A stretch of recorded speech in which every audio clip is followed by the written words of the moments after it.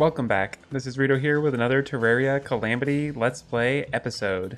We are playing as Raiden the Rogue, and last episode we defeated the Moonlord, and we defeated Cygnus and got this awesome weapon, and tons of people recommended that I put on the Luxor's Gift because it will increase the damage of this weapon a ton.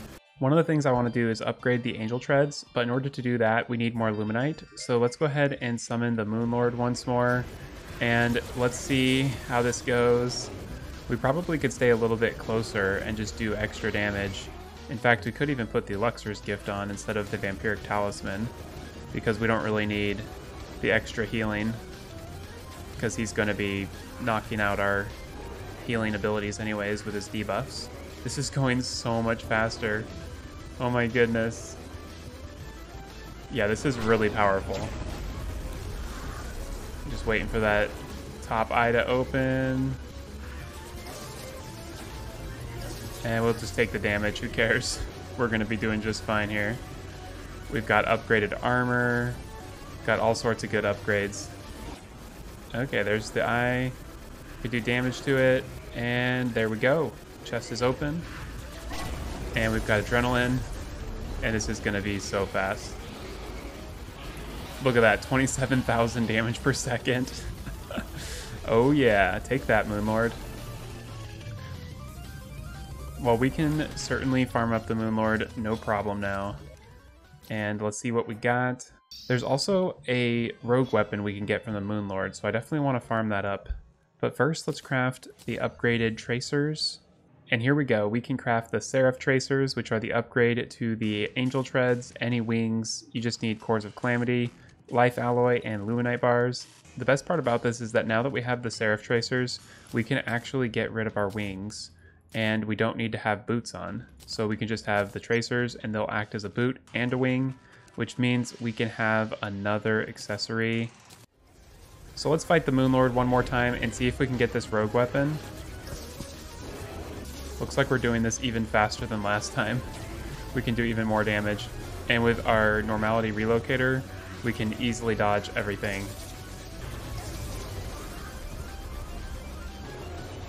And there we go. There's another clear. We got the Granddad, we got the, ooh, here we go, the Utensil Poker. This is the weapon we were looking for. This looks pretty cool. So I re-rolled the Utensil Poker, and here it is. It basically just throws utensils from the kitchen, like a butcher knife, forks, and that sort of stuff. And it does like 3,000 damage, pretty good. So let's take a look at what it can do on a target dummy. And in fact, we probably should DPS test our stuff right here, and that way we can decide what items we're going to use against Providence. So it looks like the Utensil Poker is doing about 7,000 to 8,000 damage on a target dummy right here, 9,000, 10,000. And then, of course, our Cosmic Kunai is doing like 20,000 damage. And if we put on our Luxor's Gift, it will even go up to 22. If we're standing at like a distance like this, we're only doing about 4, 3, even 2,000. So it really benefits to be close. Well, I think we've got plenty of good weapon options, so let's go ahead and craft a Profane Shard. And this will allow us to fight the Profaned Guardians. Maybe let's just craft 2 just in case. So we can go to our Hollowed Biome now, which is over in our desert. And we just need to fight the Guardians, and that way we can get the summon for Providence. Let's do this. Okay, so we'll try the Cosmic Kunai. I think this will do really fast work on these guys. Yeah, we're doing really good damage.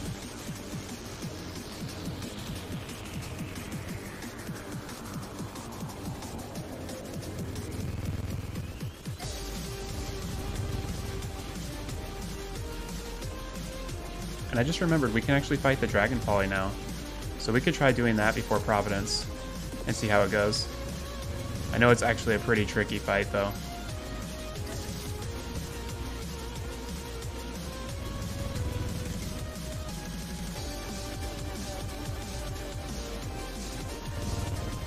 Okay, we're almost done. It's actually a pretty fun fight. They should probably buff these guys though. They do always seem a little bit weak, but they are kind of a mini boss more than a real boss. And there we go. We have the Profaned Core. and the Relic of Resilience. That is a really interesting item. It says summons a bulwark at the mouse position. It is killed by enemies and all projectiles. On death, it explodes into rotating bursts of shards. Okay, so let's put that out again and just see. So it will get hit and then it explodes, and I think these shards will do damage to the enemies. And then it goes back into... Oh, and it got shot by lightning there. That's kind of cool. I don't really know how good that is, or, you know, what the applications for that would be, but it's still pretty cool.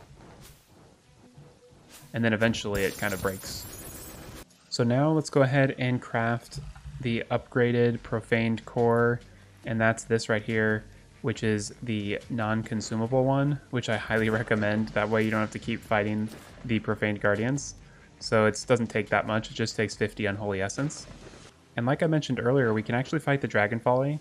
So what we need to do is craft these exotic pheromones.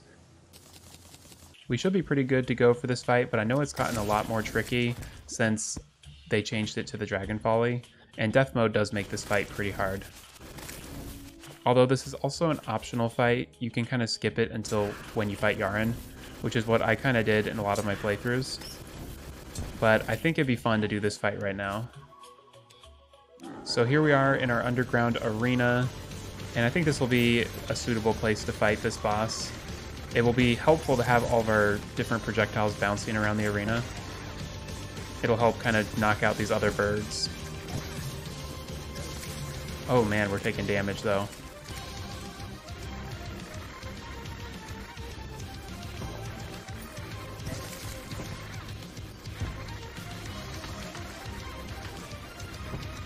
Yeah, we are taking tons of damage. We gotta be really careful with these projectiles.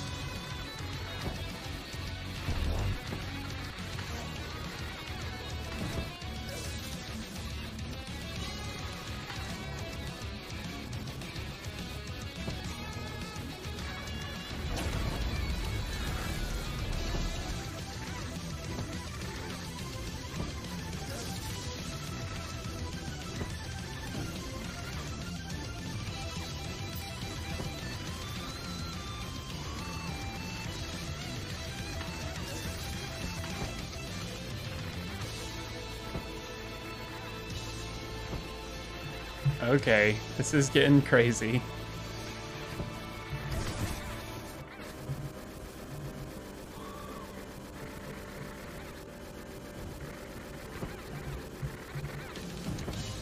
Man, I'm like so focused on this. I do not want to die. We're getting pretty far in this fight, so we just gotta keep on going. Although we're getting kind of cornered here. This isn't good.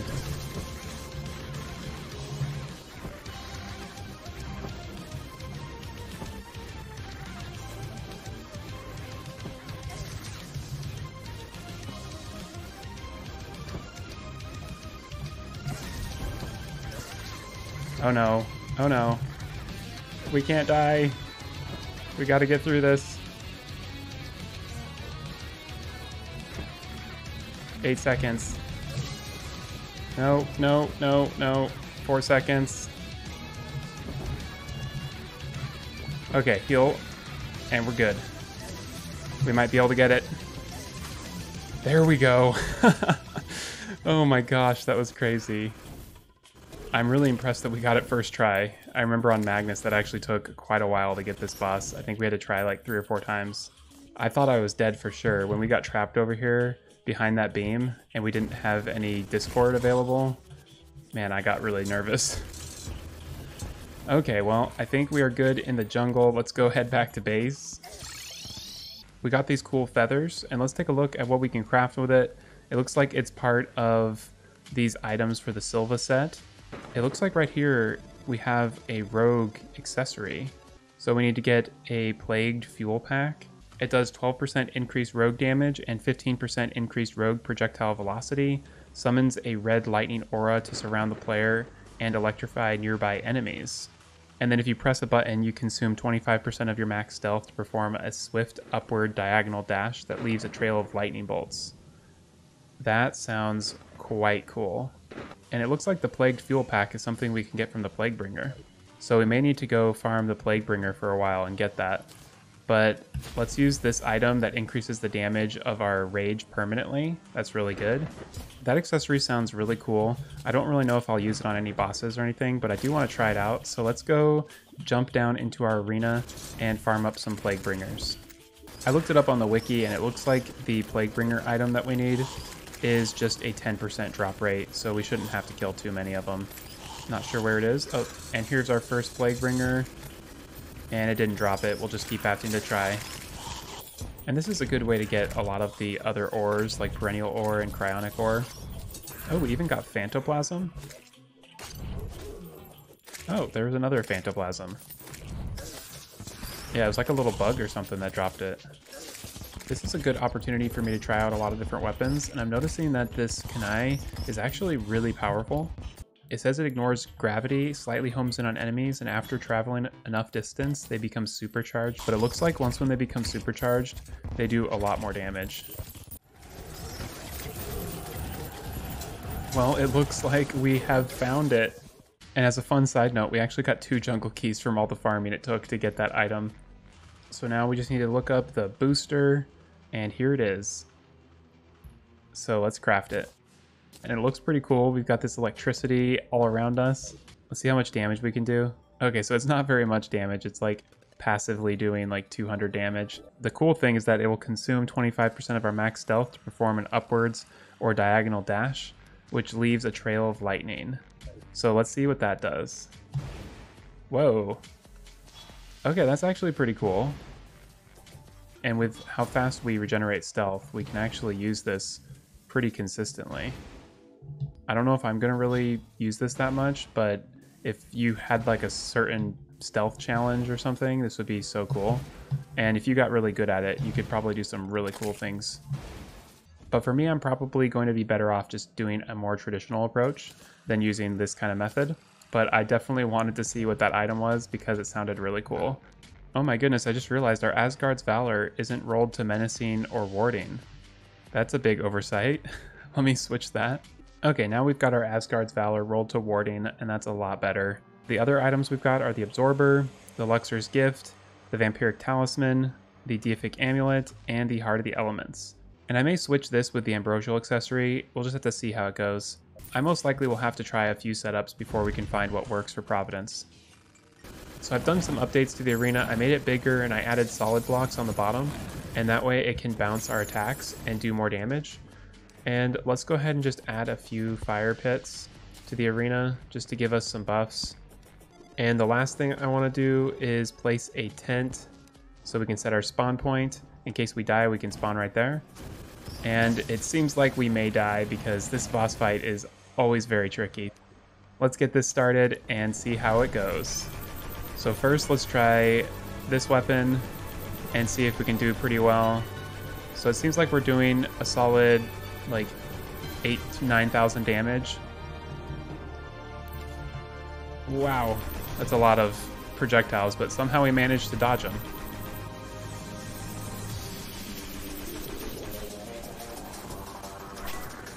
Ooh, we got rage or adrenaline already.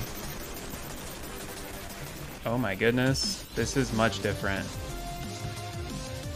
I like this. Those projectiles look so cool. Okay, so let's just keep distance and try to use this because I think this is going to do a little bit better for us.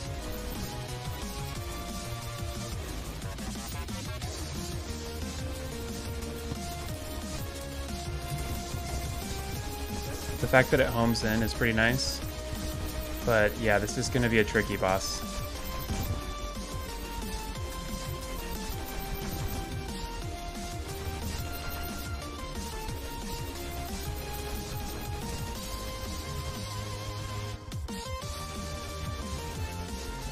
You don't want to get too far away though.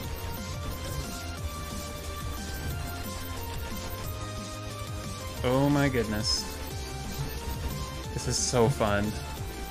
I really love Providence. It's such a fun boss fight because there's just so many projectiles, and these changes have even made it cooler.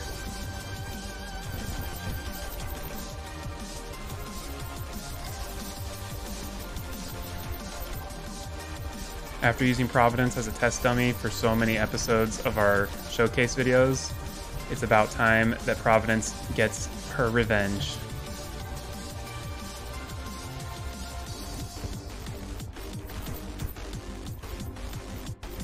Although we are down to like 46%, which is pretty good.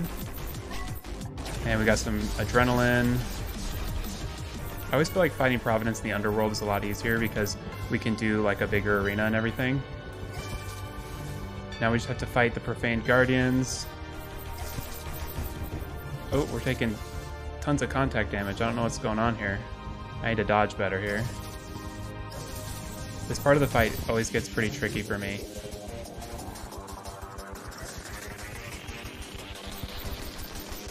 Oh no, there's too much stuff happening.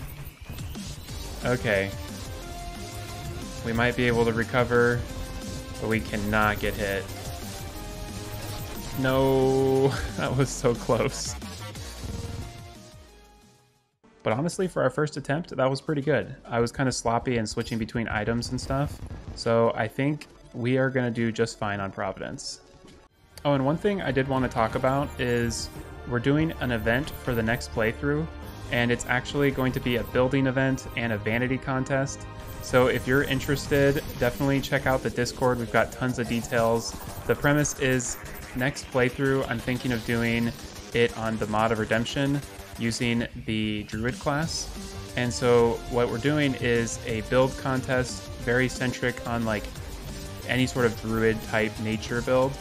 And we could select more than one as the winner, but the winners will be added to the playthrough that we're going to be doing next, which will be Mod of Redemption, Druid class, and I'm super excited for it. I've never done Mod of Redemption and I've never done Druid, so I think it will be a really fun playthrough. The details are all on the Discord server, so be sure to head over there. The link is in the description, and you can submit your builds. The other thing is we're doing a vanity contest for that playthrough as well. So if you're not really into building, you can submit ideas for vanities. And I probably shouldn't have been talking so much about the Discord event. That event will be going on for about a week, so be sure to head over to the Discord to submit your vanity ideas and your builds. One thing I just remembered is that we can actually get another NPC that will help us with this boss fight. So what we need to do is buy some of Fabsol's vodka, and that's actually kind of cool. It got a resprite. So the NPC we're looking for is the Drunk Princess, and all you need to do is have Fabsol's vodka in your inventory, and then she'll spawn.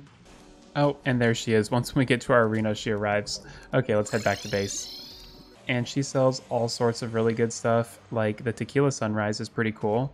It boosts damage, damage reduction, knockback, critical strike chance, and defense by 15 during the daytime, and then it reduces life regen by 1.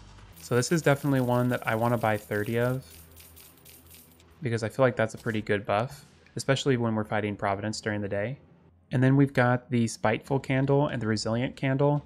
This one increases the damage that enemies take by 5%, and this one lets us block 5% more damage.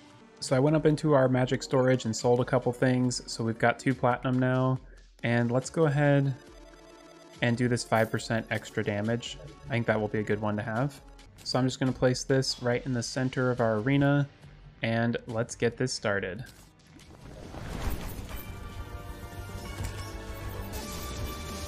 So one thing I'm noticing is it seems like we've got a debuff that reduces how much time we can fly for. So that's something to be aware of during this fight. There we go, we got some adrenaline. We'll use that immediately. And now we've got the Guardians. I think I might go ahead and switch to this so we can knock them out quickly.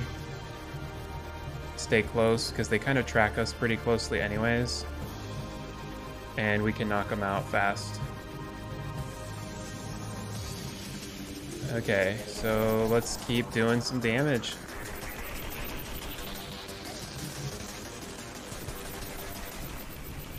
Okay, we gotta find the other Guardian.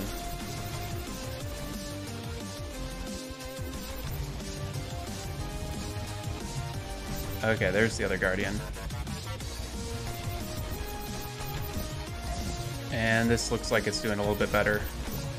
Go ahead and heal. And let's just keep doing damage.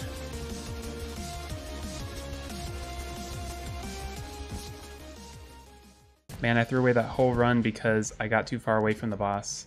I didn't realize it had moved so far to the left.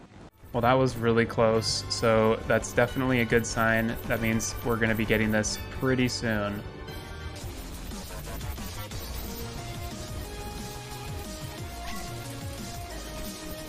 Oh no, it just turned to the nighttime Providence. Oh my gosh. This is insane. My computer's lagging so bad. Yeah, I was not ready for that.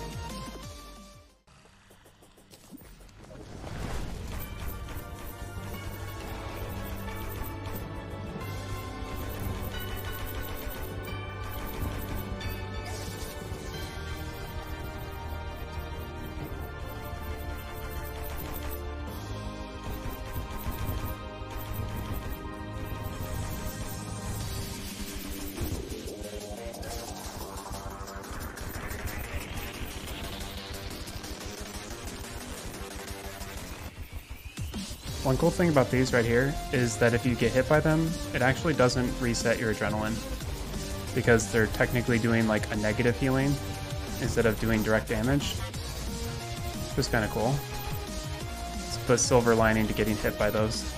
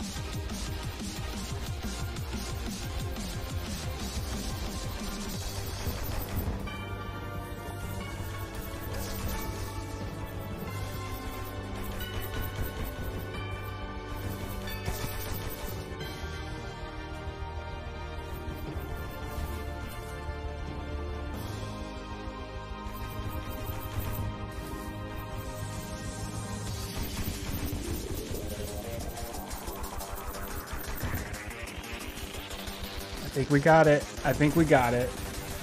There we go. Oh my gosh. What a fun fight. That was definitely a tricky boss. I like the changes that they've made. I feel like it's become even more of a fun fight. And yeah, the visuals look even better.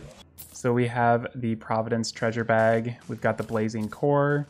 And then we've got this yo-yo. Very nice. We also have the Elysian Aegis. And this is actually probably going to be a buff to what we've currently got, the Asgard's Valor. We also got the Rune of Kos, but we already had crafted one. And some people were wondering how I did that, and that's just with Unholy Essence, Solar Fragments, and Luminite. And we have the Providence Lore, which imbues our weapons with Profaned Flames. But the most important thing is the Divine Geode. This Divine Geode crafts into so many good things. So first, let's go ahead and upgrade our Radiant Star to the Shattered Sun. Excellent. Ooh, this is amazing. Oh yeah, that is so cool. And it looks like the Bandit's selling something new. It's the Sylvan Slasher. So let's see what that does. Whoa, this is an interesting rogue weapon. It's like the Arcalis, but you can do attacks anywhere on the screen. Well, I think that's a great place to end this episode. We started by farming the Moonlord, and then we defeated the Profaned Guardians, the Dragon Folly. The Providence fight was a little bit tricky with the new mechanics, but now we've defeated her, and we've unlocked Eulabloom across the world. So next episode, we'll be able to farm up Eulabloom, upgrade our armor set, and prepare for the Sentinels and the Poltergast. Lots of good stuff coming up. So be sure to like and subscribe if you're enjoying this series and you want to catch the next episode. And if you haven't heard already, I'm streaming on Twitch, so be sure to go over to Twitch and check that out if you're interested. Thanks again for watching, and I'll see you next time.